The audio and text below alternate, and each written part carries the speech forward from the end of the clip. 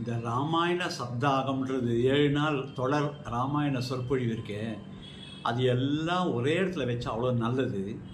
அதில் யாருக்காவது குழந்த பாக்கியம் இல்லாத இருந்தால் ராமனின் ஜனனம்னு இருக்குது, அட்வென்ட் ஆஃப் ராமா, அது வச்சாலே போதும். குழந்தை இல்லாத வீட்டில் குழந்தை பிறந்துடும். கல்யாணம் ஆகாத வாழ்க்கை யாராக இருந்தாலும் சரி, இல்லை 2வது கல்யாணம் பண்ண போகிற ஒய்ஃப் இல்லை, ஹஸ்பண்ட் இல்லை அப்படின்னு அது மாதிரி வந்தால் கூட அவள் வீட்டில் சீதாராம கல்யாணம் வச்சாலே போதும். கட்டாயமாக அவள் வீட்டில் கல்யாணம் நடக்கும். கோர்ட்டு கேஸு, பிரதர் சிஸ்டர்ஸுக்குள்ள ப்ராப்ளம், இந்த சொத்து தகராறு, அது மாதிரிலாம் அதுக்கு நிவர்த்தி ஆனோம்னா ஸ்ரீ பாதுகா பட்டாபிஷேகம் வைக்கணும்.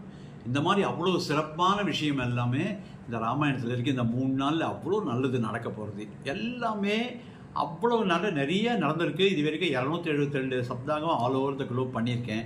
எல்லாமே இது அவ்வளோ புண்ணியம்னா அவ்வளோ புண்ணியம்.